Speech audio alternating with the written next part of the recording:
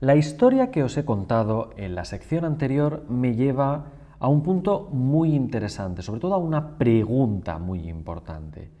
¿Qué es el aprendizaje profundo? ¿Qué es el deep learning?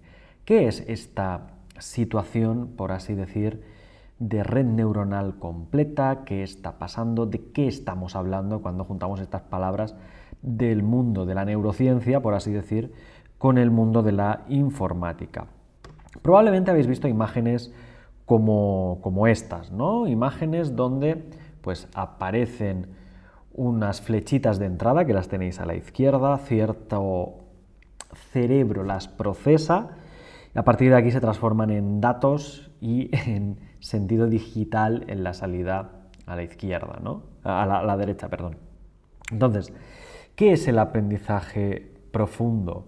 Pues resulta que el señor que acuñó este término es Geoffrey Hinton, ¿vale? Geoffrey Hinton se le conoce como el padre de la inteligencia artificial o del deep learning, mejor dicho, ¿vale? Del aprendizaje profundo. Él se encargó de investigar sobre el deep learning en los años 80 y ha hecho muchísimos trabajos de investigación y contribuciones en el mundo del deep learning. De hecho, hay varias ecuaciones que han cobrado luz gracias a él y que podéis leer sus papers en el mundo del deep learning sin ningún problema. Ahora mismo, como podéis ver en esta imagen, trabaja en Google. Yo de hecho he estado en ese edificio, no he tenido el placer de coincidir con Geoffrey Hinton, pero sí os diré que trabaja en Google y muchas de las cosas que vamos a hablar provienen de la nomenclatura de Geoffrey Hinton, ¿vale? Tiene muchísimos vídeos en YouTube, os recomiendo cuando acabéis esta clase pausar un ratito el curso, buscar 3 o 4 vídeos de Geoffrey Hinton y ver el top de sus vídeos, ya que él tiene una ventaja, explica muy bien las cosas, ¿vale? Entonces, os recomiendo echarle un vistazo porque vale la pena conocer vídeos de otras personas, es decir, no solo os tenéis que ceñir a lo que yo os explico y de hecho veréis que durante el curso pues os doy papers, os doy links a otros instructores, o os doy links a otras referencias. Entonces, la idea que hay detrás del deep learning o del aprendizaje profundo en castellano es observar el cerebro humano e intentar reproducir de forma informática, con las herramientas de tecnología, su comportamiento, ¿no?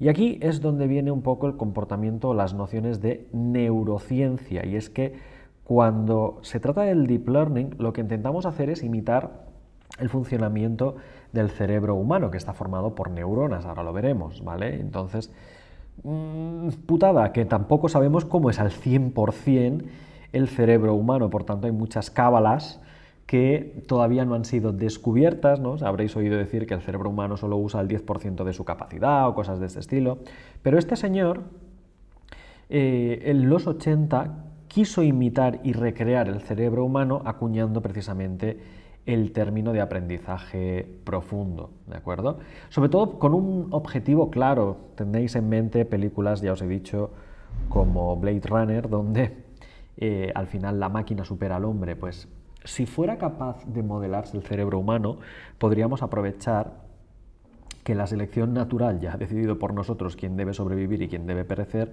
para elevarlo al máximo exponente y conseguir superhombres o, por qué no, supermáquinas, ¿no? Y es que el cerebro humano parece ser una de las herramientas más poderosas en este planeta para poder aprender con respecto al entorno que nos rodea, ¿no? Aprendemos habilidades de adaptación, nos adaptamos al entorno, sobrevivimos, las replicamos y así es como los ordenadores intentan recrear ese mundo de inteligencia artificial.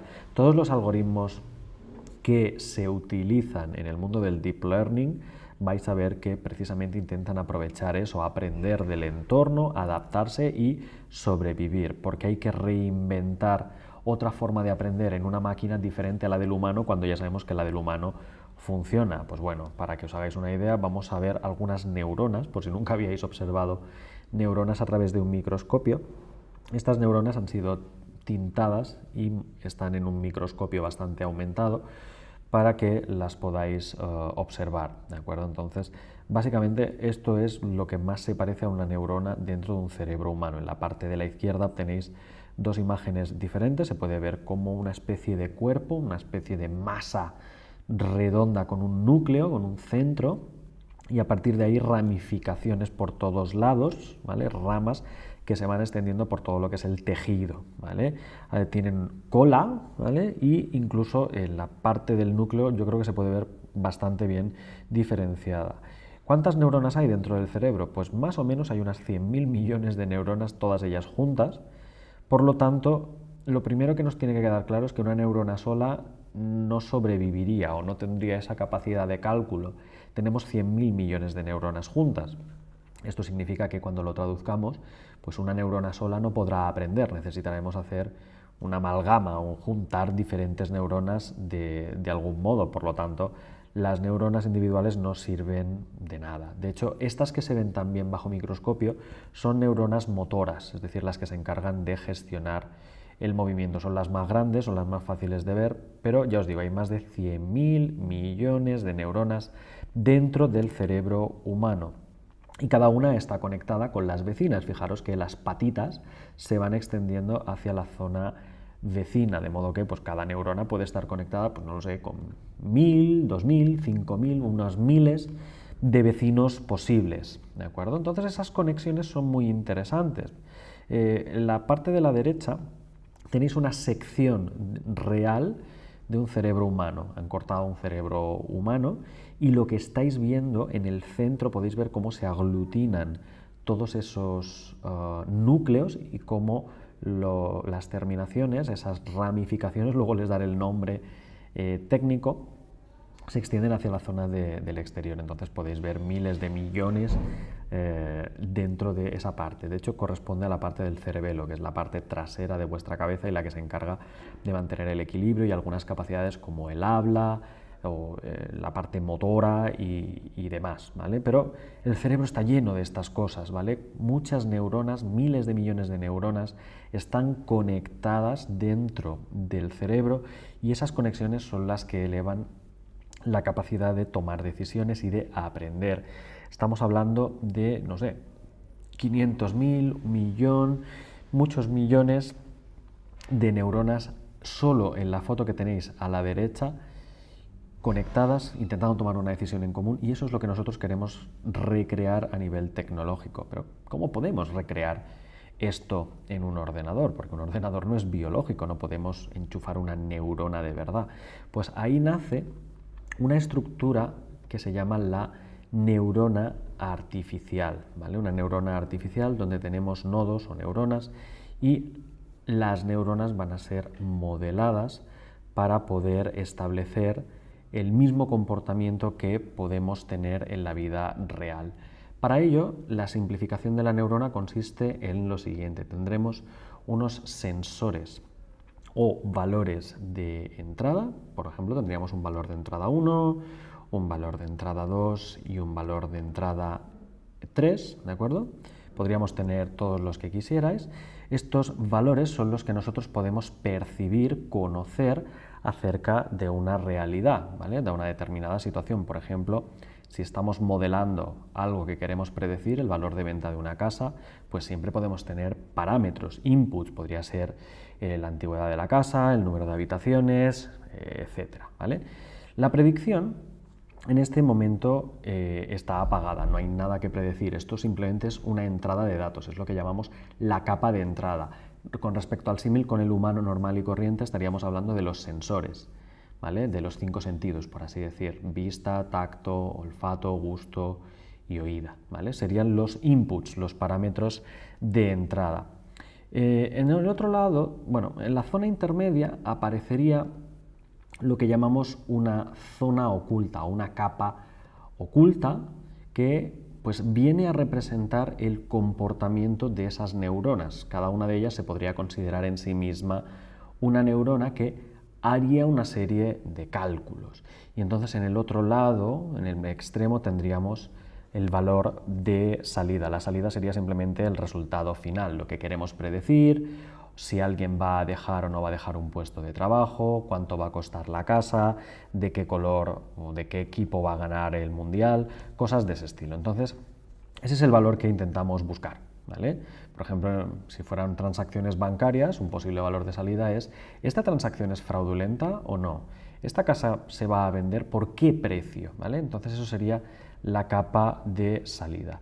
Y en medio esta capa oculta, ¿qué representa? Es el cerebro, ¿vale? En el cerebro tenemos tantas neuronas como queramos, ¿no? En nuestro algoritmo va a ser algo así, vamos a tener una serie de neuronas y cada una de ellas procesará cierta información a través de los sentidos, ¿vale? Los ojos, la nariz, ¿vale? Lo que sea, directamente de la zona de la izquierda, de color verde. Entonces, tras procesar las neuronas intermedias esos valores, lo que va a tener que hacerse es una combinación de lo que opina cada neurona o de lo que adivina cada neurona para establecer una decisión final, es decir, lo que va en la bolita de color rojo, el valor de salida. Entonces, ese es el concepto detrás de todo lo que vamos a modelar como un cerebro humano, ¿no? A través de las redes neuronales. Entonces, claro, necesitamos esas capas ocultas que están allí antes de la salida, de modo que las neuronas de entrada se irán conectando una a una con la capa oculta y finalmente todas y cada una de ellas con la capa de salida, tal cual podéis ver en el gráfico que las estoy conectando, ¿de acuerdo? Entonces, todos los parámetros de entrada, todos los sentidos se conectarán con una serie de neuronas y las neuronas interactuarán, harán unas predicciones dentro de la capa oculta que nosotros no vamos a ver, será como una caja negra, me vais a oír ese término diversas veces mientras hablemos de redes neuronales o de deep learning, y la capa oculta de las neuronas se van a conectar entre sí para producir, y nunca mejor dicho, producir un valor de salida. Y esto es brutal, ¿vale? Esto es brutal. ¿Por qué se llama aprendizaje profundo? ¿Dónde está la palabra profundo? Aquí pues, hay poco profundo. Esto, más que un aprendizaje profundo, se llama un aprendizaje superficial o lo que llamamos un swallow learning, ¿vale? Un swallow learning donde pues no hay mucho de oculto, solo hay una capa, no hay nada profundo aquí dentro. Sin embargo, ¿por qué se llama profundo? Pues si esto lo llevamos al siguiente nivel, lo llevamos al máximo exponente, podemos separar la capa de entrada y la capa de salida y meter en medio, en lugar de una capa oculta, muchísimas capas ocultas, de modo que ahí tenéis la diferencia entre un Swallow Learning o un Simple Neuronal Network y un Deep Learning Neural Network, porque tiene muchas capas intermedias. Veis que hay más capas en la zona profunda y ahí pues montones, muchísimas capas ocultas, todas ellas conectadas con todas. Fijaros en el dibujito, conectamos todo como en el cerebro humano, que está todo interconectado, todos los sentidos con todas las neuronas de la primera capa, todas las neuronas de la primera capa con las de la segunda con la tercera con la cuarta, etcétera, etcétera, etcétera, hasta los valores de salida. Fijaros que aquí, por ejemplo, tenéis más de un valor de salida, a diferencia del anterior, porque esto podrían ser categorías. Imaginad que esto es donde se va a celebrar el próximo Mundial de Fútbol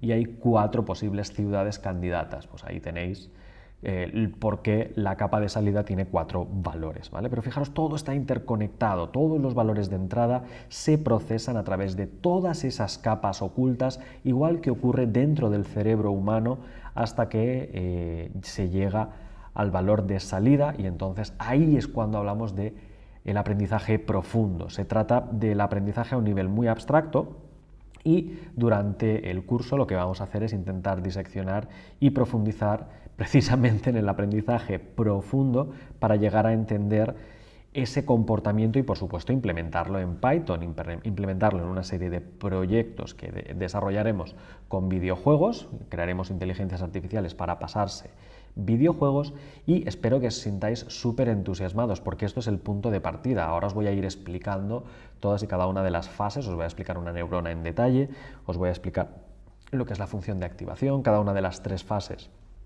que os he comentado en el vídeo anterior precisamente del proceso de aprendizaje profundo, y con todo ello disfrutaremos muchísimo porque es una técnica apasionante, muy profunda, como ya indica el propio nombre, y sobre todo muy útil y demandada en este siglo XXI para poder ser competentes en cualquier aspecto donde se requiera el uso de la informática, tanto en Machine Learning como en inteligencia artificial.